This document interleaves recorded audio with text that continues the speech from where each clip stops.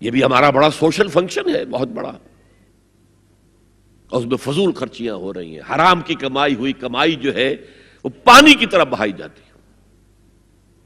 ابھی مجھے ایک صاحب نے بتایا کہ ممبئی میں 2 شادیاں ہوئی ہیں مسلمانوں میں، ایک میں 1.5 کروڑ روپیہ خرچ ہوا، ایک میں 80 لاکھ خرچ ہوا۔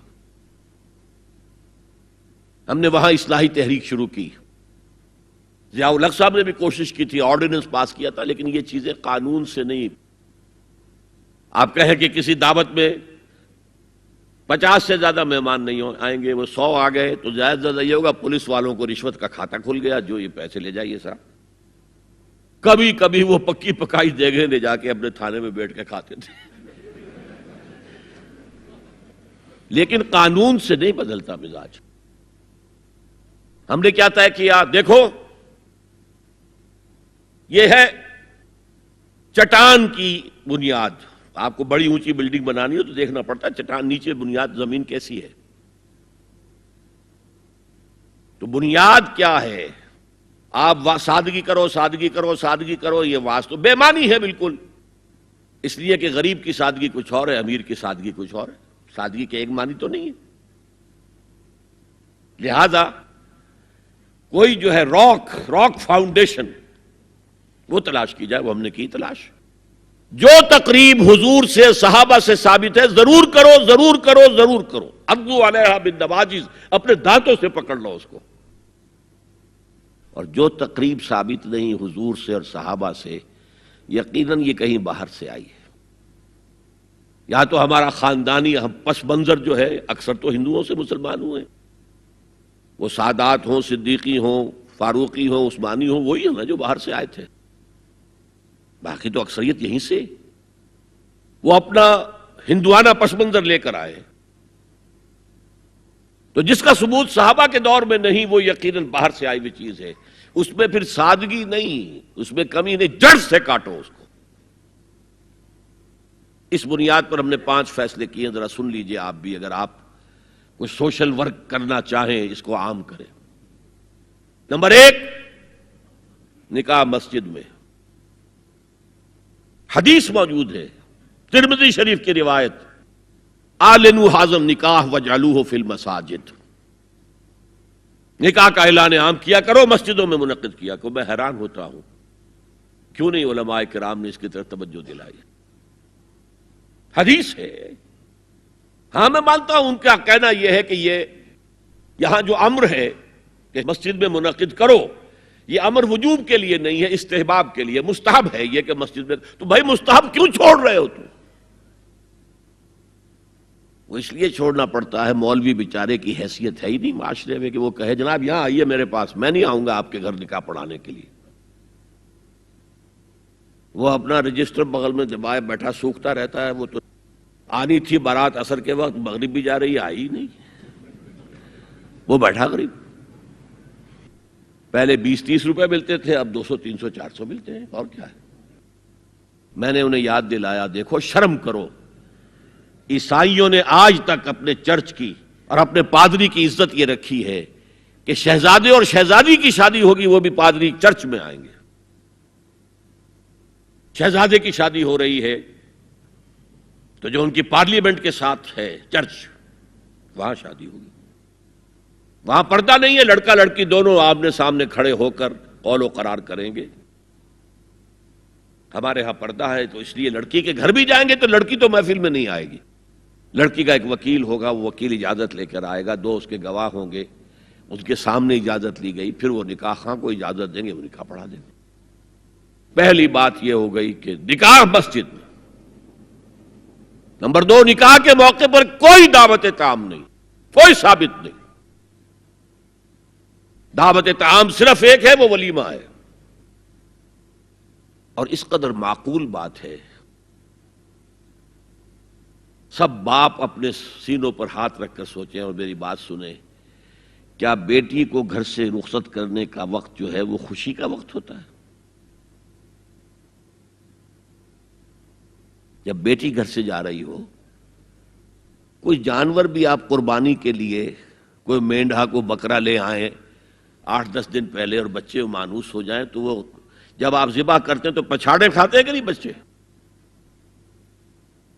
اور یہ لخت جگر ہے، نور چشم ہے، 18 20 22 برس گھر میں رہی ہے، وہ جا رہی ہے. خوشی نہیں ہے وہاں، صرف یہ ہوتا ہے اے سائی آف ریلیف کہ ایک ذمہ داری کا بوجھ تھا، اللہ نے آج پورا کرا دیا، اتروا دیا بوجھ.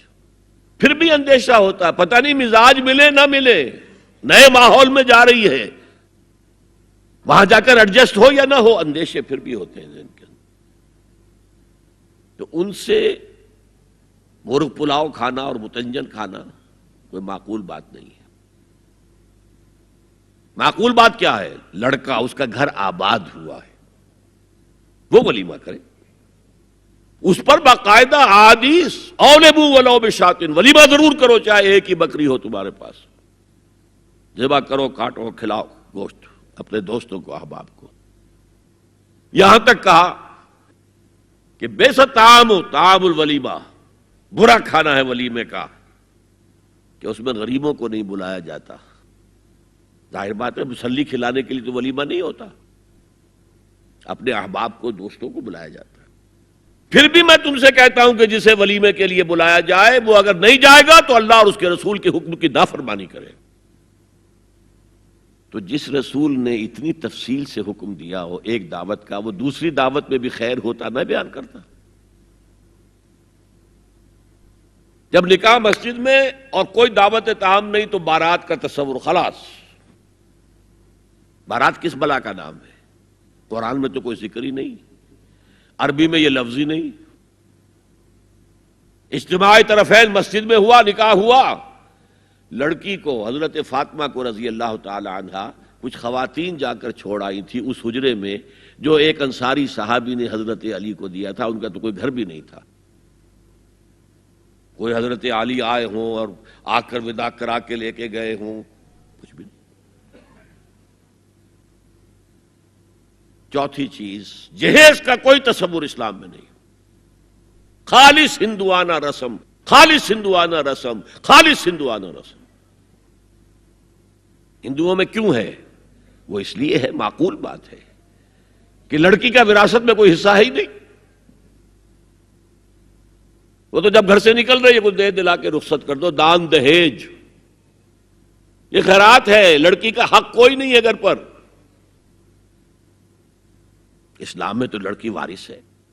والد فوت ہوں گے، وراثت تقسیم ہوگی. والدہ فوت ہوں گی، کوئی ان کی ہے ملکیت، وہ تقسیم ہوگی. شادی کے موقع پر کوئی جہیز اسلام میں نہیں، قطعاً نہیں. غلطی سے حضرت فاطمہ کے جہیز کو جہیز کہہ دیا گیا. وہ جہیز کیا تھا؟ ایک پیسہ بھی حضور کے اپنی جیب سے نہیں تھا.